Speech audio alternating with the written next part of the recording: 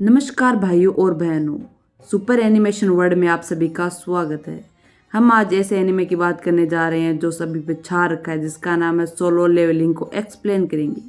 आगे आपको मेरे भाई बताएंगे इसके बारे में। एपिसोड नंबर 1 के साथ एपिसोड की शुरुआत में हमें बताया जाता है कि करीब 10 साल पहले इस दुनिया में अचानक ही कुछ पोर्टल्स खुलना शुरू हो गए। इन पोर्टल्स में कुछ मॉन्स्टर्स और जादुई राक्षस रहते हैं जिन पर आम इंसानी हथियारों का कोई असर नहीं होता। सिर्फ वही लोग इनसे लड़ सकते हैं जिनकी जादुई शक्ति जाग गई हो। ऐसे लोगों को हंटर्स कहा जाता है। इन हंटर्स को उनकी मैजिकल पावर्स के हिसाब से रैंक्स मिलती हैं, जैसे ABCD। सबसे शक्तिशाली हंटर्स S रैंक के होते हैं और सबसे कमजोर E रैंक में। लेकिन एक बार जादुई शक्ति जागने के बाद हंटर्स उसे और ज्यादा डेवलप नहीं कर सकते। हमें 3 साल पहले का एक फ्लैशबैक दिखाया जाता है जिसमें एक आइलैंड पर कुछ हंटर्स एंट जैसे मॉन्स्टर्स से लड़ रहे थे। लेकिन एंट्स इन हंटर्स पर भारी पड़ रही थी क्योंकि ये लो रैंक हंटर्स थे। इनमें एक हंटर्स मर ही गया था। लेकिन तभी यहाँ पर 3 S रैंक के हंटर्स आ जाते हैं और आसानी से इन एंट्स से लड़ने लगते हैं। ब्यूंग नाम का आदमी हीलिंग मैजिक का यूज कर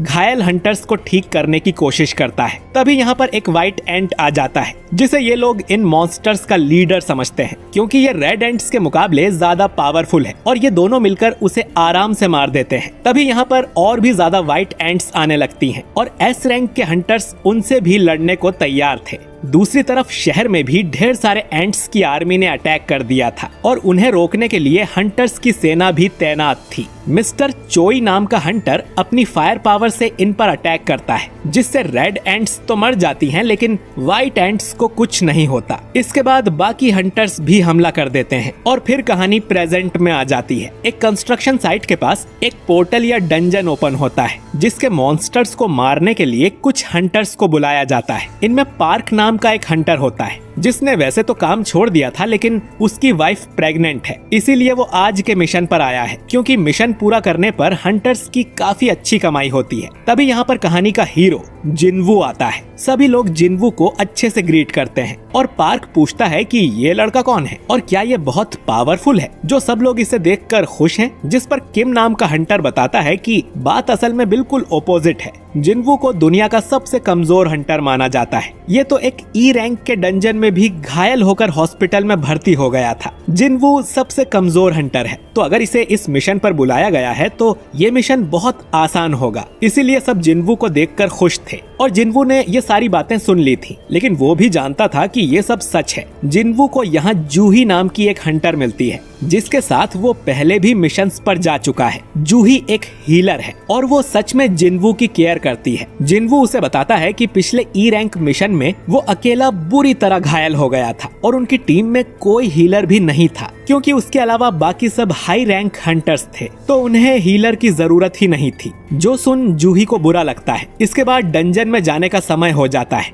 सॉन्ग नाम का हंटर खुद को इस मिशन का कैप्टन बताता है क्योंकि यहाँ मौजूद सभी लोगों में वो सबसे हाई रैंक का है। इसके बाद सभी एक एक करके पोर्टल के अंदर जाने लगते हैं। जिनवू अपना हथियार निकालता है जो कि एक छोटा सा चाकू था। जिनवू काफी गरीब है तो वो इससे महंगा हथियार नहीं खरीद सकता। इसके बाद जिनवू भी पोर्टल में एंटर कर लेता है। दूसरी तरफ हम हंटर एसोसिएशन के प्रेसिडेंट गो को देखते हैं जो कि गवर्नमेंट के साथ एक मीटिंग करके आया था। गवर्नमेंट चाहती थी कि डंजन से मिलने वाले क्रिस्टल्स उन्हें दे दिए जाएं। असल में उन मॉन्स्टर्स को मारने पर कुछ क्रिस्टल्स मिलते हैं जिन्हें मैजिक जेम्स कहा जाता है और हंटर्स इनको ही बेचकर पैसे कमाते हैं। इधर जिनवू ने एक मॉन्स्टर को मार दिया था जिससे उसे एक मैजिक जेम मिल जाता है, पर तभी एक दूसरा मॉन्स्टर जिनवू पर हमला कर देता है। जिनवू उसे मारने की कोशिश करता है लेकिन उसका चाकू कमजोर होने की वजह से टूट जाता है। फिर वो मॉन्स्टर सीधा जिनवू के अंदर तलवार घुसा देता है, लेकिन तभी पार्क यहाँ आके उस मॉन्स्टर को मार देता है। जिनवू बुरी तरह से घायल हो गया था और जूही उसके पास आकर उसे हील करने लगती है। जिनवू देखता है कि बाकी हंटर्स बड़ी आसानी से इन मॉन्स्टर्स को मार रहे थे।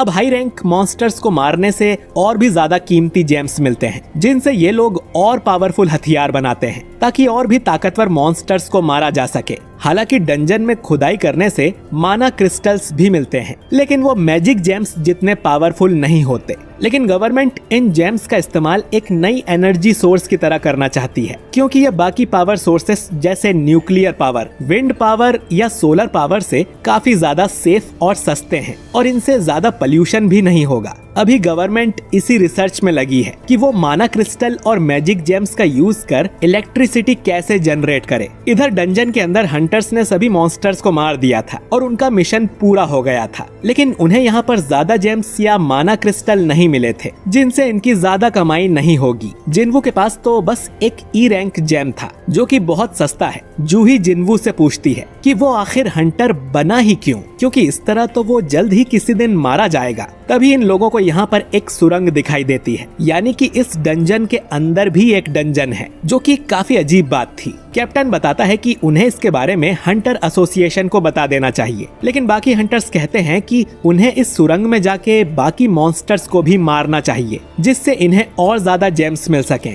और वैसे भी ये डी रैंक का डंजन होगा, तो उन्हें डरने की जरूरत नहीं है। अब कैप्टन सभी से वोट लेता है कि उन्हें अंदर जाना चाहिए या नहीं। आधे लोग इसके लिए हाँ करते हैं, जिससे वोट टाई हो जाता है। अब सिर्फ जिन्वू का वोट ही बचा था। जिन्वू के फादर लापता थे और उसकी फैमिली में कमाने वाला वो अकेला है। उसकी माँ हमेशा बीमार रहती है और उसकी बहन को कॉलेज जाना है। इन सब चीजों के लिए ही जिन्वू इतना जानलेवा काम करता है और वो भी सुरंग में जाने के लिए हाँ कर देता है। हंटर्स एसोसिएशन में भर्ती होने के लिए पहले इन्हें एक टेस्ट देना होता है, जिससे इनकी मैजिकल पावर्स के बारे में पता चलता है और फिर उसी के हिसाब से इन हंटर्स को रैंक दी जाती है। फिर अलग अलग कंपनीज इन हंटर्स को हायर करती हैं। इन कंपनीज को गिल्ड कहा जाता है। मिस्टर चोई भी हंटर्स गिल्ड का मास्टर है और वो अपने आदमी से कहता है कि टैलेंट्स देखकर ही वो हंटर्स को हायर करें, चाहे उनका एज या जेंडर कुछ भी हो। उनके गिल्ड में चाहीन नाम की एक हंटर बहुत ही ज्यादा टैलेंटेड है। इसके बाद हम देखते हैं कि दो चोर एक लड़की का पर्स चुरा के भाग रहे थे। अचानक ही उनके सामने एक लड़की आ जाती है, जो और कोई नहीं बल्कि चाहीन थी और ये एक एस रैंक की हंटर है। चाहीन हवा में उछलकर उन चोरों से वो पर्स छीन लेती है और चोरों का एक्सीडेंट हो जाता है। चाहीन काफी सुंदर और फेमस थी। जल्द ही उसके आसपास लोगों की भीड़ जमा हो जाती है और सभी उसकी तारीफ करने लगते हैं। इससे चाहीन काफी शर्मा जाती है और वहाँ से उछलते हुए चली जाती है। शायद चाहीन की पावर्स यही थी कि वो काफी ऊंचाई तक कूद सकती है। खैर, इधर हंटर्स गुफा में चलते जा रहे थे। जिन्वू जूही से माफी मांगता है क्योंकि उसकी वजह से जूही को भी अंदर आना पड़ा। जूही उसे काफी डांट लगाती है क्योंकि अभी वो मरते मरते बचा है और फिर भी उसने एक और डंजन में जाने के लिए हाँ कर दी। अगर टीम में कोई हीलर ना हो तो जिन्वू का जिंदा बचना नामुमकिन है। जिन्वू जूही से माफी मांगता है तो जूही कहती है कि वो माफी के लिए उसे डिनर डेट पर ले जा सकता है, जो सुन जिन्वू थोड़ा शर्मा जाता है। सुरंग के आखिर में इन्हें एक बड़ा सा दरवाजा मिलता है, जिसे खोलकर ये लोग अंदर जाने लगते हैं। इधर प्रेसिडेंट गो नए भर्ती हुए हंटर्स को बताते हैं कि 10 सालों के बाद भी इन्हें पोर्टल्स के बारे में ज्यादा कुछ नहीं पता है। कोई नहीं जानता कि डंजन में कब क्या हो जाए और हंटर बनना एक काफी रिस्की काम है। भले ही ये कितने मिशंस भी कंप्लीट कर लें, लेकिन इन्हें हमेशा चौकन्ना रहना चाहिए। जिंदा रहने के लिए यही सबसे इम्पोर्टेंट है। दरवाजा खोलकर ये लोग एक बड़े से कमरे में आते हैं, जिसके अंदर ढेर सारे स्टैच्यू रखे हुए थे, जो कि सैकड़ों साल पुराने लग रहे थे। कमरे के बीच में एक बड़ा सा स्टैच्यू था, जो किसी तरह के सिंहासन पर बैठा हुआ था, लेकिन कमरे में इन्हें कोई भी मॉन्स्टर नहीं दिखाई देता है। कमरे के बीच में किसी तरह का मैजिक सर्कल बना हुआ था और एक पुतले के ऊपर कुछ लिखा हुआ था। कैप्टन पढ़ता है कि इस जगह का नाम कार्टेनॉन टेम्पल है और यहाँ आए लोगों को पहले गॉड की पूजा करनी चाहिए, फिर गॉड की तारीफ करना चाहिए और जो लोग इस बात को नहीं मानेंगे वो यहाँ से जिंदा वापस नहीं जा सकते। तभी जूही जिन्वू से डरते हुए कहती है कि उसने एक स्टैच्यू की आंखें हिलती हुई देखी हैं। तभी इस कमरे का दरवाजा अपने आप बंद हो जाता है और अब ये सभी लोग यहाँ फंस गए थे। अब एक हंटर दरवाजा खोलकर यहाँ से भागने की कोशिश करता है, लेकिन तभी उसके पास वाला स्टैच्यू